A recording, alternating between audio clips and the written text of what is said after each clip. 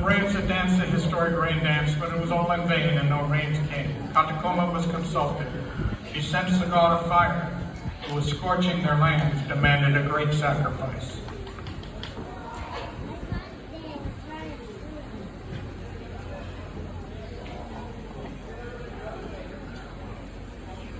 During Catacoma's deliberations, Princess Whitefawn wandered by, and Catacoma jumped to his feet. Princess Whitefawn must be sacrificed. Our most beloved maiden must be fed to the flames to appease the god of fire.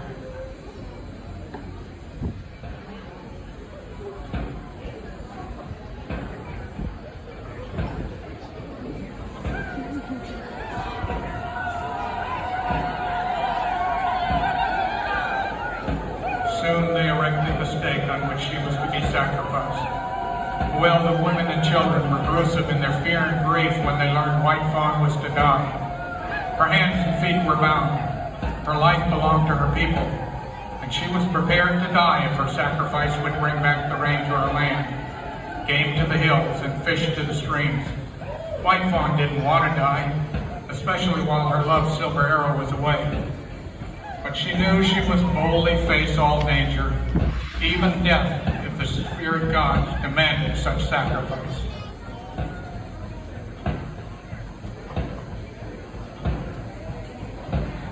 The ceremonial dance of sacrifice continues.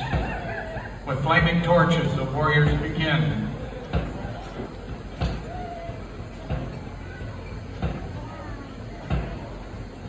The tempo of the dancers grows faster as they whirl and dance around the stage. Lighted torches in their hands. Frantic cries, loud drums fill the air. The braves draw closer and closer. Soon their torches light. It's the god of fire.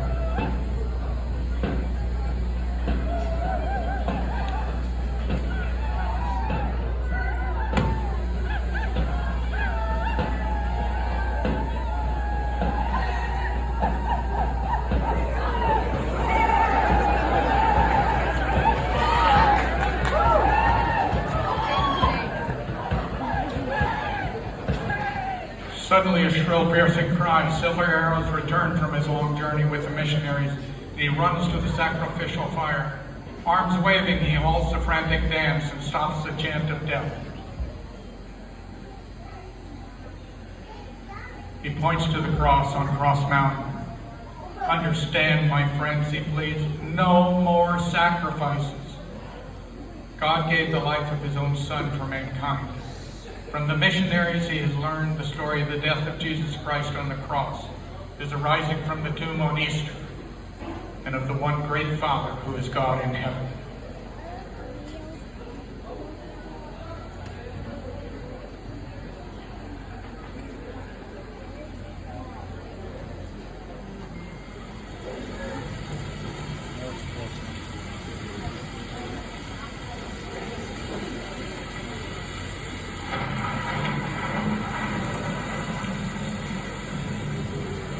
Even as he told the Christian story to his brothers, the skies became overcast.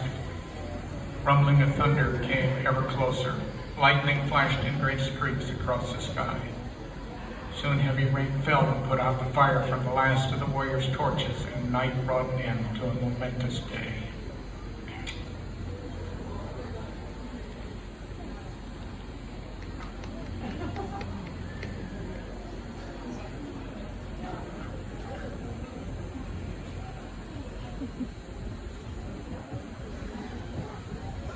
After the first ray of the morning sun beamed on the cross, Whitefawn and Silver Arrow knelt humbly beside him, speaking prayers of thanks for her life, that the cross on the mountain should ever remain a symbol of God.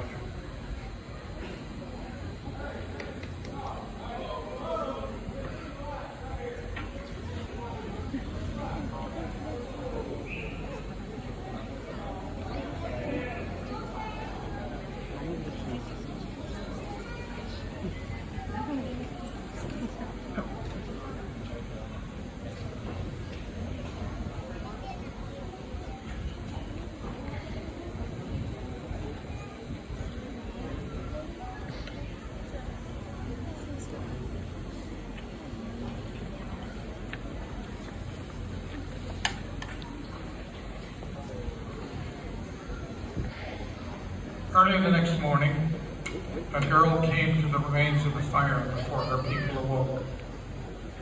She gathered ashes and she scattered them to the home of the winds, to the north, to the east, the south, and the west.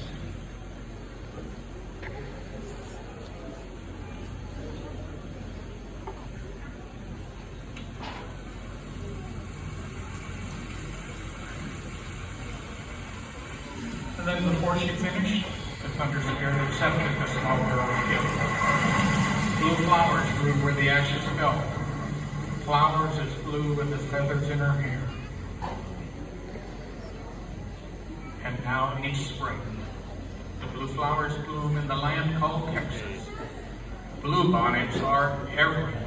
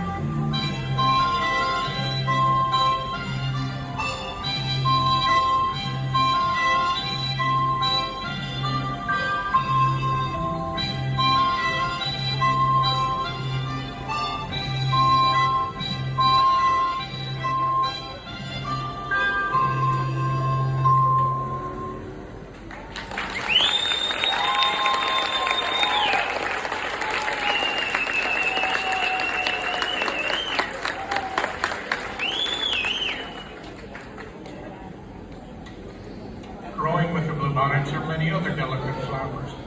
The mountain pink, or Indian tea, which Indians use as herbs to cure many of their ills. Pretty pink primrose, which is fun to grow face.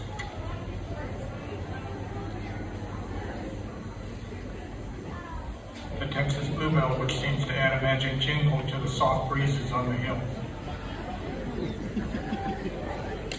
The gorgeous and stately Indian blanket, which grows with the bluebonnets.